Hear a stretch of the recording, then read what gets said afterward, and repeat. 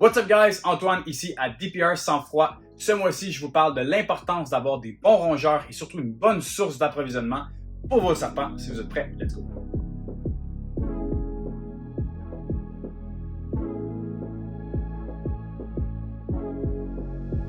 Donc, on le sait tous, pour nourrir nos pitons royaux et en fait la grande majorité des reptiles, ça prend une bonne source d'approvisionnement en rongeurs. Tous les serpents, évidemment, vont s'approvisionner en rongeurs. Tous les serpents, la grande majorité, quelques-uns aux insectes, mais c'est pas de ce qu'on parle aujourd'hui. On parle vraiment de rongeurs. Et dans les rongeurs, on a les rats, les ASF, donc ceux qui en France, c'est les rats natals, les African Soft Fur et les souris. Donc, c'est vraiment les trois principaux rongeurs qu'on va nourrir à nos pitons royaux. Et là, que ce soit vivant ou décongelé, un ou l'autre, il y a plusieurs manières de le faire, mais l'important, c'est d'avoir accès. Et quand je parle d'avoir accès à ça, bon, évidemment, j'ai une grosse collection. J'ai à peu près 400 animaux dans l'élevage, un peu plus avec les bébés au niveau de la saison. Donc, ça va varier entre 400 et 700 à peu près dans l'année.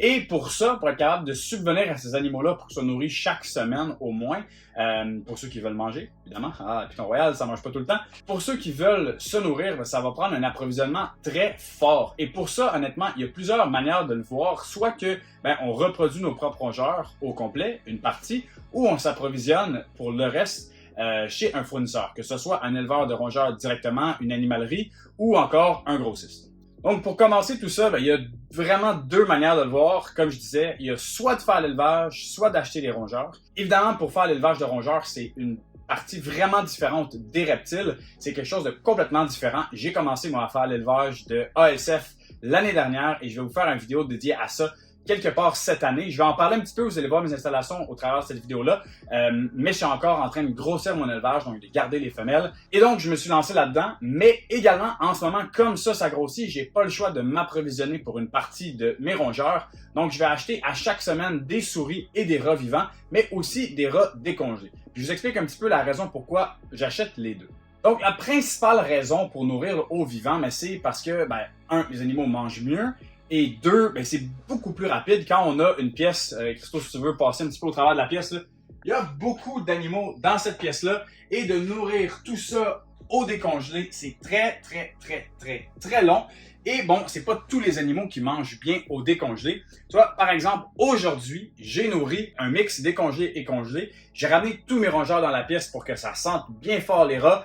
J'ai bien hâte de les prendre une douche. Et avec tout ça, donc j'ai certains animaux qui ont été capables de manger du décongelé, mais avec les vivants, j'ai été capable d'aller supplémenter le reste. Et c'était pas seulement des rats, il y avait également des souris. Donc c'est vraiment un mélange des deux. Et le fait d'avoir accès à plusieurs types de rongeurs, ça permet aux pitons royaux qui sont parfois difficiles à s'alimenter, qui vont vraiment avoir la fine bouche, comme on dit, ça va permettre d'aller chercher un taux de succès d'alimentation pour nos serpents beaucoup plus élevé. Une autre chose aussi que j'aimerais mentionner, c'est que j'adore commencer à nourrir mes juvéniles le plus tôt possible au décongelé. Pas 100% au décongelé, mais avec une alternance, donc peut-être une fois par mois à peu près. Et la raison pour ça, c'est de leur donner l'habitude de reconnaître le décongelé comme étant une proie. Et ce que ça permet de faire, bon, si on a accès au vivant, c'est facile, on nourrit son animal toute sa vie au vivant, il n'y a pas de problème. Mais le fait de l'habituer au décongelé dès qu'ils sont juvéniles, ça permet que si jamais on a un problème d'approvisionnement, donc on manque de rongeurs, à l'âge adulte, on peut essayer le décongelé et l'animal va déjà avoir été conditionné à voir cette proie-là comme étant une proie potentielle et il va être capable de se nourrir au décongelé. Il y a quelques animaux parfois ils mangent seulement du vivant et ça peut être frustrant pour quelqu'un. Ça peut être également frustrant si vous décidez de vous départir de certains animaux, les vendre à quelqu'un d'autre et ces personnes-là vont avoir l'accessibilité seulement au décongelé. Et là, vous avez un animal qui se nourrissait que au vivant, donc ça peut être problématique à ce niveau-là. Donc, un petit conseil, c'est d'essayer de donner en alternance à vos bébés des décongelés. Et ça va vraiment faciliter votre vie dans le futur. Donc, je mentionnais plus tôt que j'aime bien, quand je nourris autant des rats, des souris, des ASF que du décongelé, j'aime bien avoir un peu tout en même temps dans la pièce pour que ça sente beaucoup au travers de la pièce. Donc ici, on a des rats décongelés. Moi, en fait, ce que je fais, c'est qu'on a un incubateur walk-in pour les réchauffer. Ce que je vais faire, c'est que je les mets dans l'incubateur. Ça va les décongeler au travers de la nuit. Et après ça, comme c'est l'incubateur qui est déjà à 30 degrés, ça va amener une belle chaleur au rongeur. Et bon, évidemment, j'en fais pas 300 rods du même coup. Ça ne change pas grand-chose dans mon incubateur, mais ça, c'est vraiment pour moi parce que ma situation avec l'incubateur est plus gros. Techniquement, dans les autres manières de décongeler, soit un sac avec... on trempe les sacs dans l'eau chaude, ça va être une bonne façon de le faire. Sûr que là, les rats vont être un peu humides ou très mouillés, en fait, dépendamment si vous avez des trous dans vos sacs. Mais là, je conseillerais d'aller sécher le rongeur pour pas que, quand vous le nourrissez à votre serpent, le substrat se colle dessus. Donc, c'est ça. Fait que j'essaie de passer un petit peu au travers. Mais une autre chose que j'aime vraiment, vraiment beaucoup faire quand je nourris du décongelé au travers de ma pièce, c'est que j'aime bien prendre quelques animaux, quelques rongeurs vivants et essayer de les nourrir un petit peu partout dans la pièce pour que l'odeur se propage. Et ce que je vais faire parfois, c'est que je sais des fois qu'il y a des animaux qui ont vraiment faim mais qui veulent juste manger du vivant. Mais ce qui va arriver, c'est que parfois, je vais juste ouvrir comme ça un petit peu et je vais aller, juste teaser en tête, mais je vais aller titiller un petit peu avec le rat vivant en avant, ce qui va vraiment rendre le serpent actif et réceptif à ce qui va arriver. Et là, par la suite, je vais subtiliser, donner un congelé. Et au moins une fois sur 3, cette technique-là va fonctionner. Évidemment, une fois sur 3, c'est pas exceptionnel, mais par contre, ça peut grandement faciliter la vie si vous n'avez pas accès à beaucoup de vivants et surtout à du congelé. Vous pouvez aller sauver quand même une bonne quantité d'animaux comme ça. Donc, si j'explique un petit peu mon système, comment est-ce que je garde en note et je garde un suivi sur les nourrissages au travers des animaux dans ma pièce. En fait, pendant très longtemps, j'ai pas vraiment gardé quoi que ce soit en note parce que c'était mes animaux, c'est moi qui le faisais. Je faisais tous mes nourrissages et c'était pas mal dans ma tête par cœur. Je savais que, bon, telle femelle, en ce moment, elle mangeait bien du rat, telle femelle est bonne sur le décongelé, telle femelle, elle mange surtout des souris ou des ASF. Maintenant que j'ai Christo qui travaille avec moi, qui va faire des nourrissages aussi, et que j'ai de plus en plus d'animaux, puis que je veux vraiment avoir des supports visuels pour savoir qu'est-ce qui se passe quand je suis pas là, j'ai établi cette technique-là qui est un petit peu inspirée de celle de Justin Akinova. Et un petit peu la manière qu'on fait, c'est que on va avoir un ruban collant comme ça de couleur en avant de chaque bac. Et j'ai certains codes de couleur que j'expliquerai plus dans une vidéo de reproduction, mais pour ce vidéo-ci, disons que le principe est le même.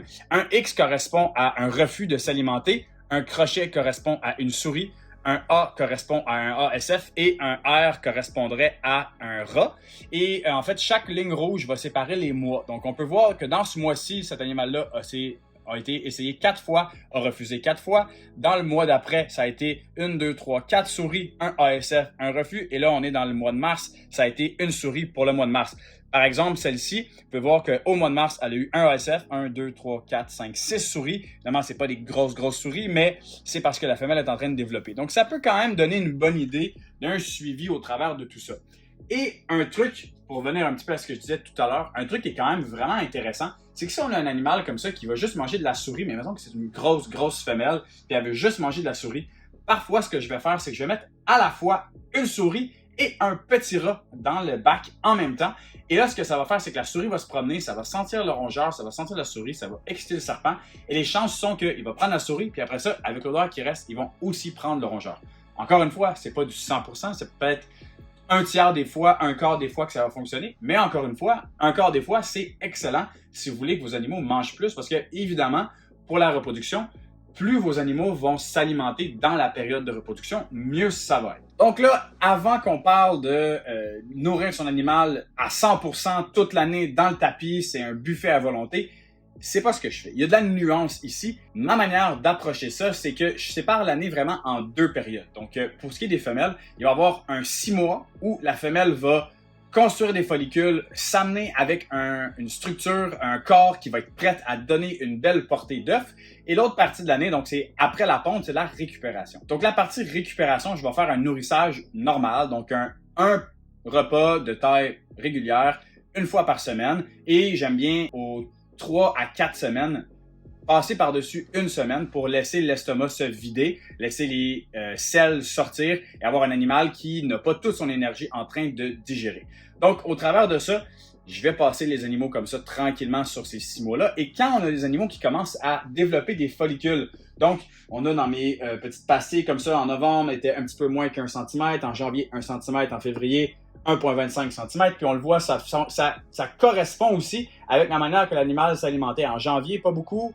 en novembre pas beaucoup, en janvier plus, et là après ça, dans les mois après ça, vraiment beaucoup plus. Et ce que ça va faire, c'est quand l'animal est en train de développer des follicules, je préfère être dans une période où je dois nourrir un peu plus pour que l'animal ait une meilleure shape.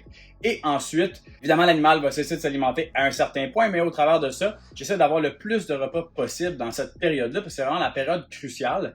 Et l'autre 6 mois dans l'année, je garde ça un peu plus mort. Donc, pour ce qui est de l'élevage de rongeurs, évidemment, ça prend un certain espace. Là, on est dans ma pièce principale d'adulte, mais on va aller voir un petit peu ça a l'air de quoi les ASF. Donc, je vais passer au travers de mes corridors sombres. On a ici une pièce de juvénile et les animaux à cristaux aussi. Il est en train de se construire un rack en ce moment, donc donnez-lui une chance. Mais on arrive dans les ASF ici. Et en ce moment, j'ai 4 racks qui vont être en production. En ce moment, j'en ai un qui produit et l'autre ici étant, c'est des femelles qui grossissent, donc c'est une nouvelle famille. Et dans ce rack-là de production, on a plusieurs bébés à l'intérieur et ça va être les futurs animaux pour l'élevage. Dans le fond, ça va être les futurs animaux pour nourrir la collection de Python Royal. Donc évidemment, ces 4 racks-là, ça ne sera pas assez pour nourrir toute la collection, mais ça va être une bonne partie de l'approvisionnement pour ce que j'ai besoin. Et si j'adresse un petit peu l'approvisionnement, c'est très important de ne pas avoir une seule source de rongeurs.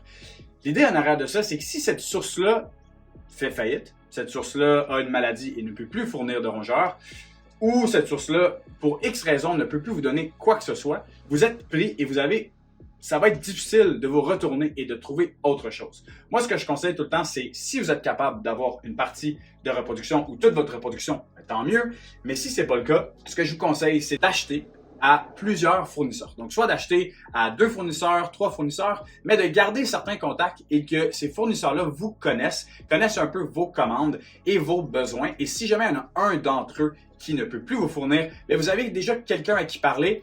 Un coup de téléphone et vous pouvez déjà vous sortir du pétrin. Donc, c'est tellement important d'avoir une bonne source de rongeurs et on se le cachera pas, si vous n'avez pas de rongeurs, votre saison de reproduction sera pas bonne et c'est un aspect très crucial. Donc, je vous conseille fortement de réévaluer ça, de regarder un petit peu et laissez-moi savoir dans les commentaires en dessous de la vidéo quelle est votre technique et quel rongeur préférez-vous nourrir à vos serpents. Sur ce, abonnez-vous à la page DPR Sans Froid sur YouTube et suivez-moi sur DPR Cold Blood sur Instagram. Je vous vois bientôt. Cheers!